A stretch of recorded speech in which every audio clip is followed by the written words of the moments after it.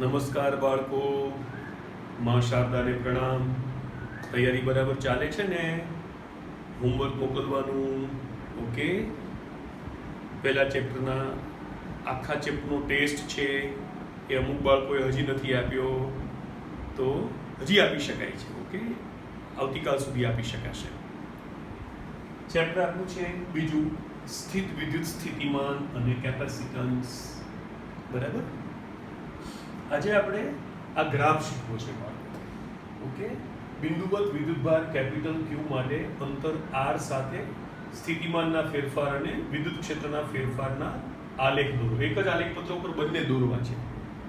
Okay, હવે આ આલેખો છે એમાં આ આંકડાકીય માહિતી લખવી ફરજિયાત નથી, પણ નહીં લખો તો સમજાશે નહીં. ઓકે, એટલે આપણે થોડી ધારણાને આધારે એકવાર પહેલા આલેખ સમજી લઈએ, પછી પરીક્ષામાં શું લખવું એ હું તમને વોટ્સએપ કરીશ. બરાબર, એક્ઝામ પોઈન્ટ ઓફ વ્યૂ શું લખાય એ હું તમને વોટ્સએપ કરીશ. પહેલા આપણે એકવાર, કારણ કે ગ્રાફ દોરવો હોય તો આપણી પાસે આંકડાઓ હોવા જોઈએ. બરાબર ને? તો શું કરીએ, તમને ખ્યાલ છે કે વિદ્યુત સ્થિતિમાનનું સૂત્ર છે KQ/R અને વિદ્યુત ક્ષેત્ર એટલે કે તીવ્રતાનું સૂત્ર છે KQ/R². ને હવે જુઓ તો બાળકો, આને R વડે ડિવાઈડ કરી નાખું તો KQ/R² થઈ જાય ને, એટલે E બરાબર V/R કહેવાય અથવા V બરાબર ER કહેવાય. બીજું, આ સ્થિતિમાનનું સૂત્ર એવું કહે છે કે ધનભાર હોય તો સ્થિતિમાન ધન આવે અને ઋણભાર હોય તો સ્થિતિમાન ઋણ આવે. ઓકે, આને માટે તો આ સદિશ રાશિ છે, એટલે દિશા કયો વિદ્યુતભાર મૂકો છે એના પર આધાર રાખે, પણ આ અદિશ રાશિ છે.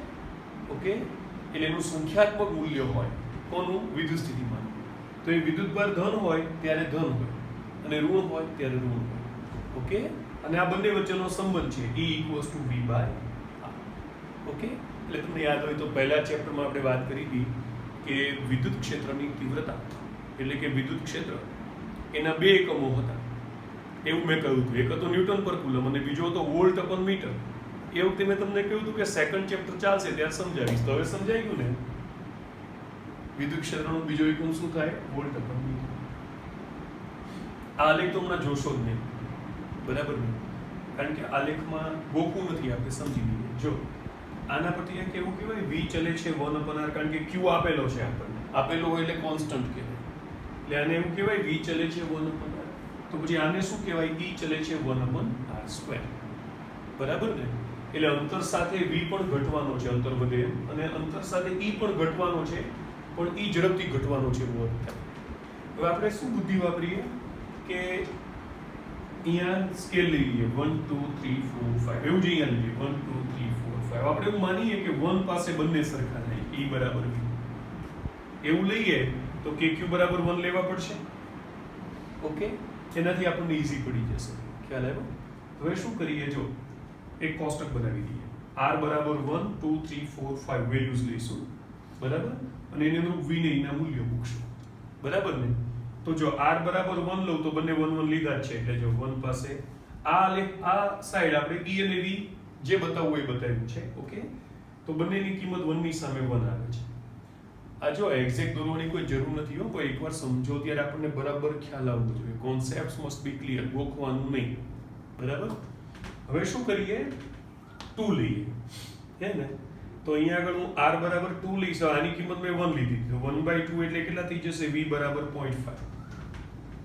હવે E જોઈતા હોય તો પાછું V/R કરવું પડે. બરાબર કે નહીં? એટલે 0.5 છે એને પાછું 2 વડે ભાગવું પડે, એટલે 0.25. E આવી ગયા. હવે શું લઈએ? 3 લઈએ.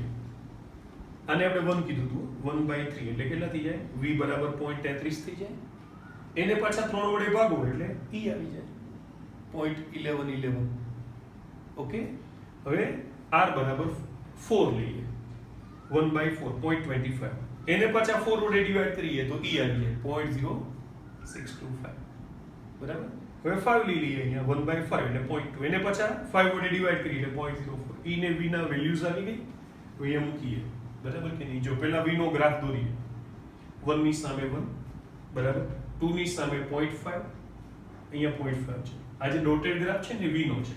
ઓકે, 2 ની સામે 0.5, બરાબર ને? પછી 3 ની સામે 0.33 એટલે 1 નો ત્રીજો ભાગ આશરે. પછી 4 ની સામે 0.2 એટલે 1 નો ચોથો ભાગ. બરાબર. ને 5 ની સામે 0.1 નો પાંચમો ભાગ, બરાબર. આ અહીંયા છે ઉપરનો ગ્રાફ v નો છે. તમને એવું થાય કે અહીંથી કેમ સ્ટાર્ટ થયો, તો 0.5 લઈ જવું એટલે ખ્યાલ આવી જશે. ચલો આપણે અહીંયા 0.5 લઈ જોઈએ, બરાબર ને, અહીંયા 0.5 લઈ જોઈએ.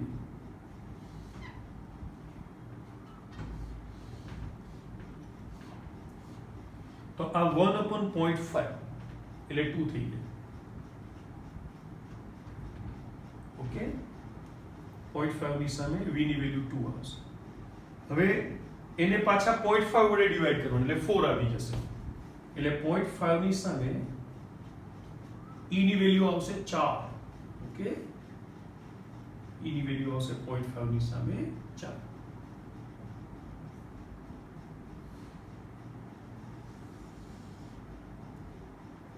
એકદમ પરફેક્ટ દોરવું હોય તો, બરાબર. 0.5 ની સામે 4. ઓકે, એવી રીતે. એટલે આ v નો ગ્રાફ છે, બરાબર, અને આ ડાર્ક છે તે e નો ગ્રાફ છે. e માટે કેવું થાય, જો 1 ની સામે તો 1 લખ્યા આપણે,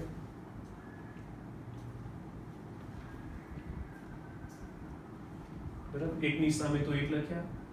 ડાર્ક ગ્રાફ સમજાવું છું કે પહેલા ડોટેડ ગ્રાફ સમજાય. એ કોનો હતો, v નો હતો.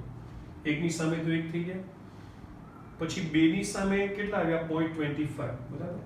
આ ડાર્ક ગ્રાફ એટલે 1 નો ચોથો ભાગ, બરાબર. એવી રીતે, બરાબર. બાકીના બહુ નાના આંકડાઓ છે એટલે પણ નીચે આવશે. ઓકે, ગ્રાફ સમજાઈ ગયો. હવે એક બીજો ટોપિક છે બાળકો, કે વિદ્યુત સ્થિતિમાન અને વિદ્યુત સ્થિતિ ઊર્જા વચ્ચેના તફાવતો. વિદ્યુત સ્થિતિમાન અને વિદ્યુત સ્થિતિ ઊર્જા વચ્ચેનો તફાવત. ઓકે, તો પહેલો તફાવત શું છે, કહો ચલો. આની વ્યાખ્યા શું હતી, અનંત અંતરેથી એકમ ધનભારને વિદ્યુત ક્ષેત્રની વિરુદ્ધમાં આપેલા બિંદુ સુધી એવી રીતે લાવવાનો કે ઝડપ અચલ રહે, તો તે દરમિયાન જે કાર્ય થાય એને વિદ્યુત સ્થિતિમાન કહેવાય. એટલે એકમ ધનભાર દીઠ કાર્ય છે, ખ્યાલ આવ્યો. આમાં એકમ ધનભાર આવે, આમાં કોઈ પણ ક્યુ વિદ્યુત ભાર આવે. એકદમ ક્લિયર. પહેલો તફાવત. એનો અર્થ એમ થયો કે વિદ્યુત સ્થિતિમાન છે એને આપણે વિદ્યુત સ્થિતિ ઊર્જા ન કહી શકીએ, કારણ કે વિદ્યુત સ્થિતિ ઊર્જામાં બધા વિદ્યુતભારનો સમાવેશ થાય. અને વિદ્યુત સ્થિતિ ઊર્જા છે એને વિદ્યુત સ્થિતિમાન ન કહી શકાય, કારણ કે એમાં બધા વિદ્યુતભારનો સમાવેશ થાય, જ્યારે વિદ્યુત સ્થિતિમાનમાં એકમ ધનભારનો સમાવેશ થાય. ટૂંકમાં બે જુદી રાશિઓ છે. પછી એકમ લખવાના. આનો એકમ શું છે, જૂલ પર કુલમ અથવા વોલ્ટ. આનો એકમ શું છે, જૂલ. હવે પારિમાણિક સૂત્ર લખવાના. વિદ્યુત સ્થિતિમાનનું પારિમાણિક સૂત્ર શું હતું, m1 l2 t-3 a-1 ચોરસ કૌંસમાં લખવાનું. આ તો ઊર્જા છે એટલે m1 l2 t-2. ઓકે, હવે ધારો કે વિદ્યુત સ્થિતિમાન માટે આવું લખી શકાય. અહીં જ લખી નાખું છું, બરાબર. ચોથો મુદ્દો, 3 મુદ્દા સમજાય ગયા ને, ચોથો મુદ્દો ત્યાં લખી નાખીએ.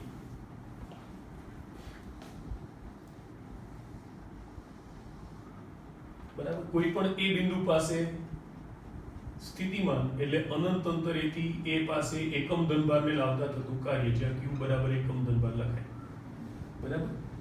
હવે સ્થિતિ ઊર્જાનું શું થાય, તો કે આને ખાલી ગુણી કાઢવાના, q0 * va.